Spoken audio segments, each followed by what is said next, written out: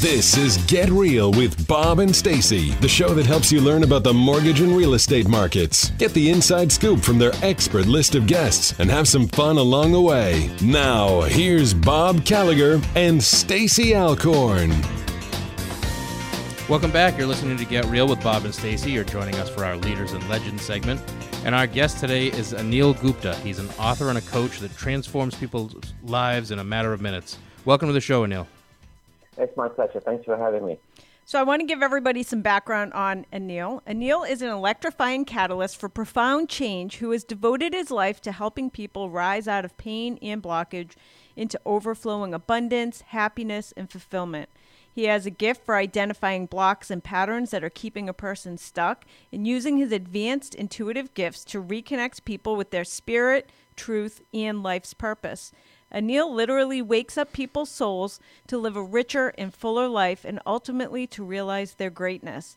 He is the best-selling author of Immediate Happiness. He speaks on stages all over the world, has a thriving coaching practice, and has had numerous appearances at Harvard and Fox News. And I was lucky enough to meet Anil in person while we were attending a party with Sir Richard Branson on Necker Island. So it was awesome meeting you, Anil. Thank you. It was a pleasure meeting you. My pleasure entirely. Let's talk about happiness. Since your book is Immediate Happiness, can we measure our happiness level? Well, actually, there is. I developed a happiness score, and in 3 minutes, you can find out what your score is. And the beautiful thing about that is it's something that's tangible. And when you get your score, after answering all the questions, you'll get a detailed breakdown in areas of your life that you need to work on. And that's what people are missing. They're missing clarity. And once you get clarity, it gives you focus, and focus gives you action, and action gives you results. So really, what we're seeking is a feeling of happiness. It's not actually happiness. We're seeking a feeling. That's cool. Where do we take that test? It's myhappinessscore.com. Okay, myhappinessscore.com. That's going to be the site I visit. I might Google it while we're talking. So is immediate happiness possible? It is. And, the thing is, we can have immediate sadness just by something happening, but we can also control our emotions.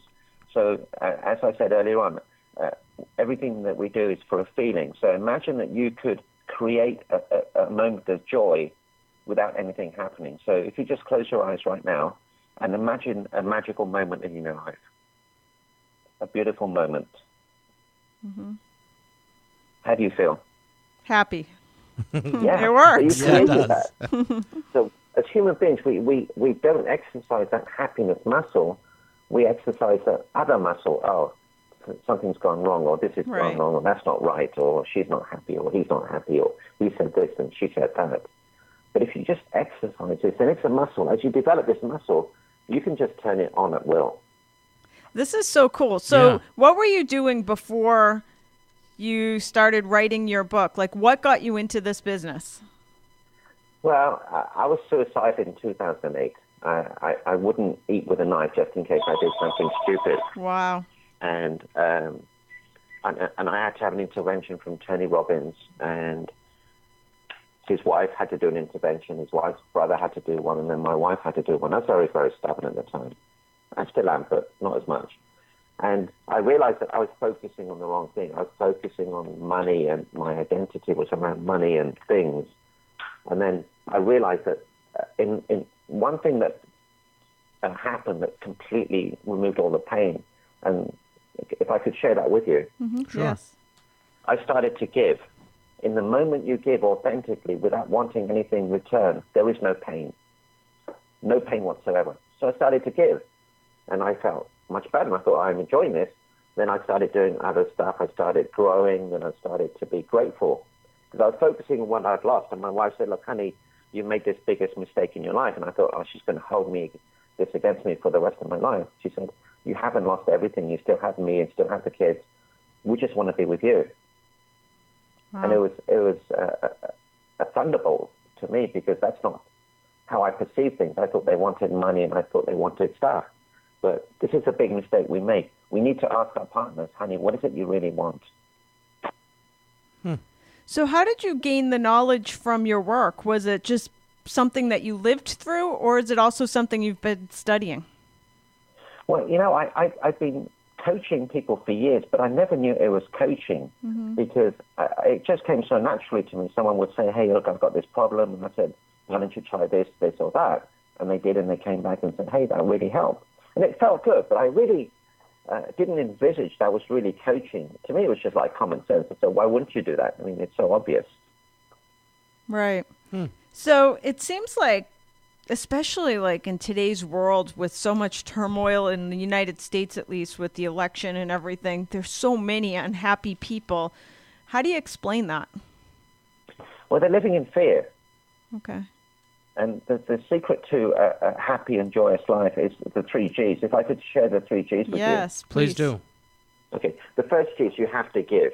Give your time, your energy, your love, your commitment, your joy, your gift, your money. Give it away without wanting anything in return. And as soon as you start doing that, I promise you an immediate change in how you feel. The second G is you have to be grateful for what you have and don't focus on what you don't have.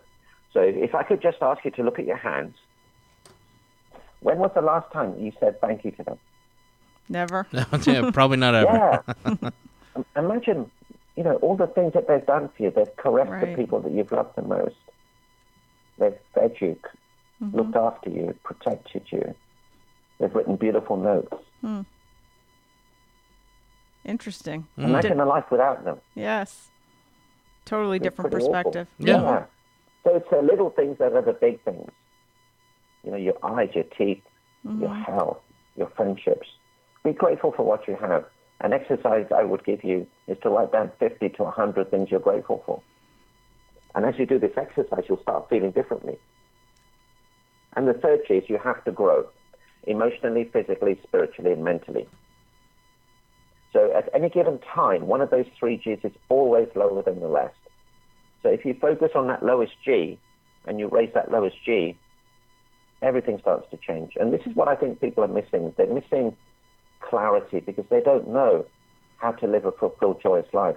It's got nothing to do with money. It's how you show up as being a grateful person, a giving person, or a growing person. Wow, that's awesome stuff.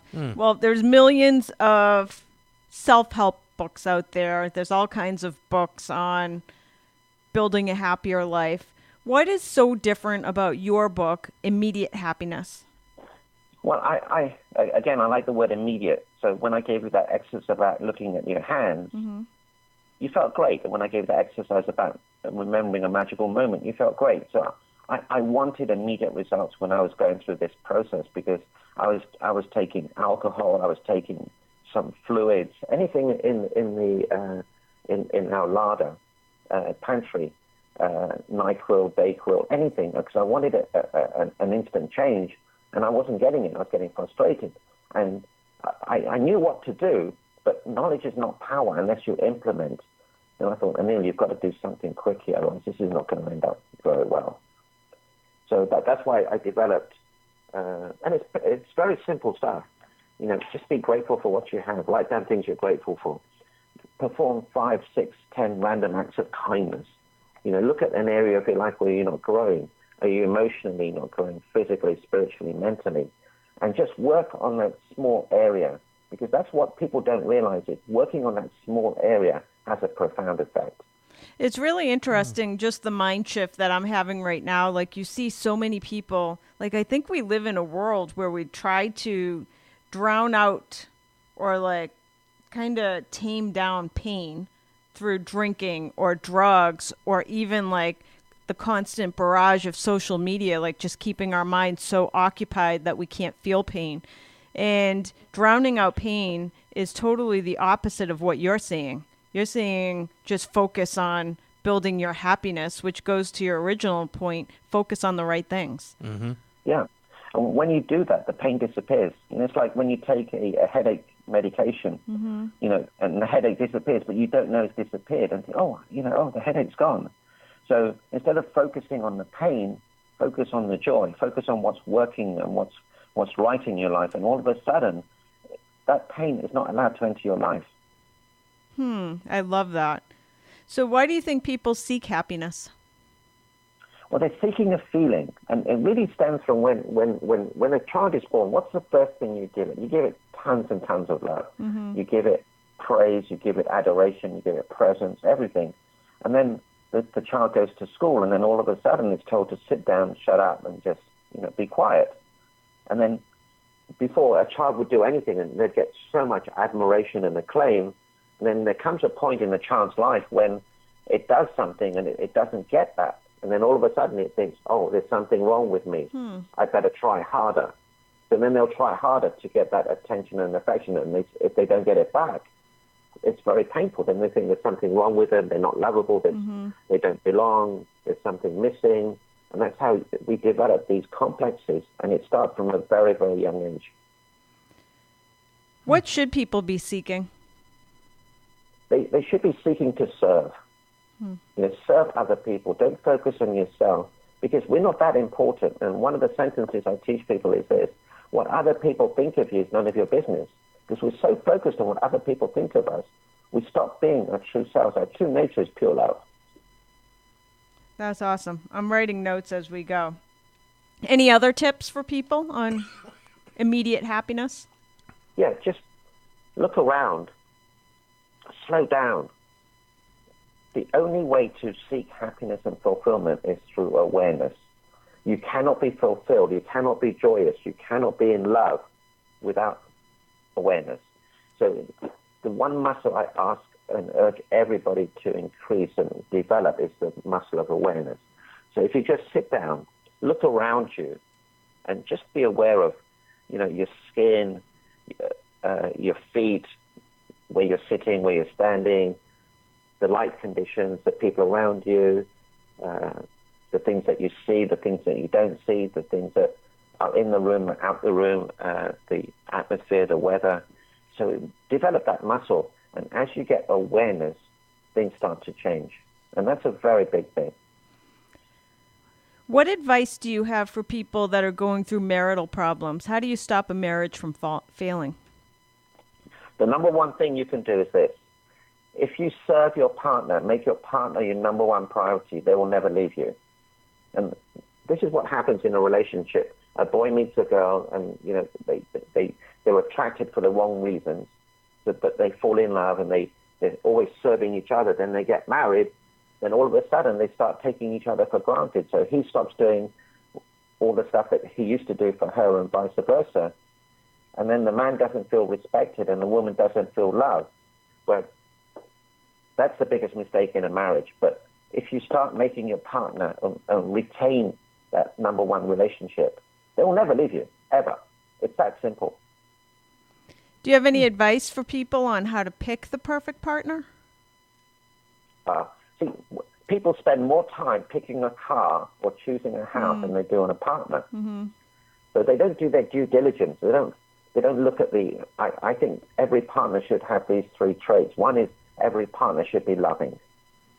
2, every partner should have integrity. 3, every partner should have good health. Not just physical health, but mental health and spiritual health and emotional health.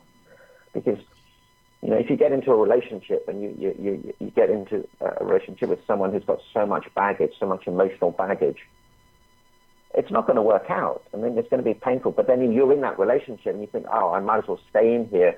I know what I'm getting. And then people compromise and they settle. Well, it doesn't have to be that way.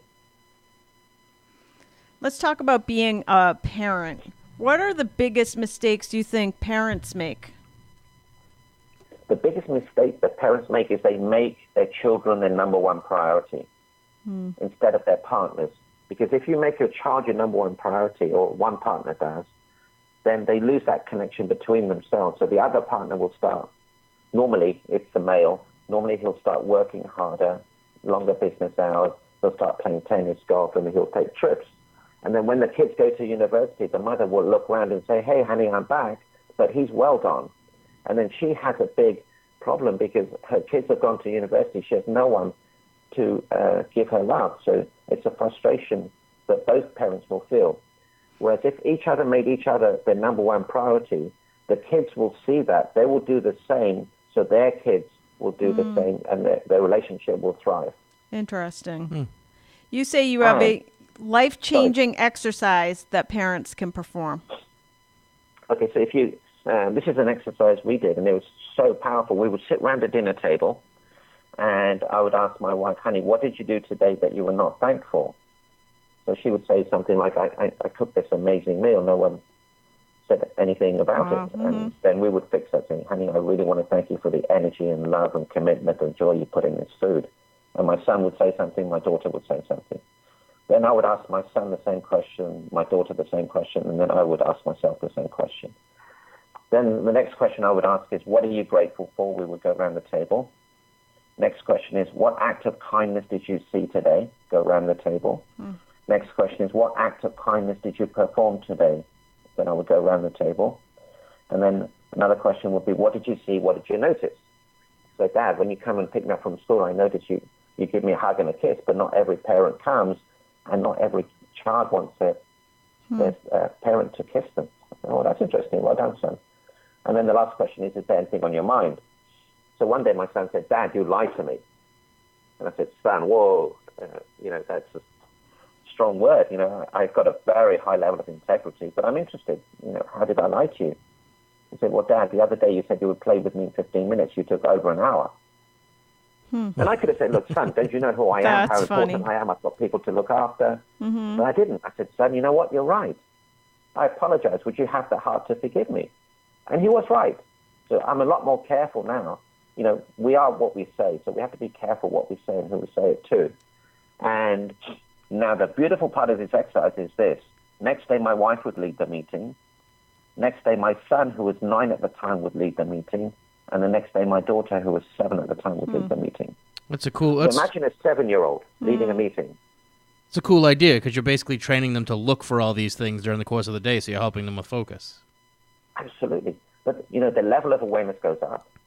They have to become leaders. They have to become public speakers. They have to be respectful. They have to listen. It's the most incredible exercise.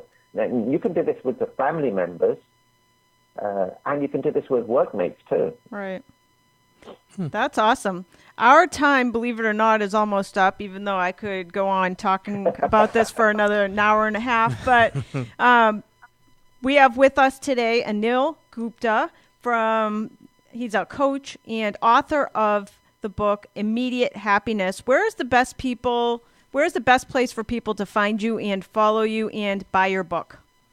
So really the best place to go is to go to my website, which is obviously immediatehappiness.com, and you'll get free videos, free content. You can download my book there for free. You can get it from Amazon. But really, my mission is to serve, to move, touch, and inspire as many people as possible. And I hope we made some progress today. Absolutely. Thank you so much for joining us. Thank you, Anil. My pleasure. Thank you. We're going to take a quick commercial break. We'll be back with more Get Real after this.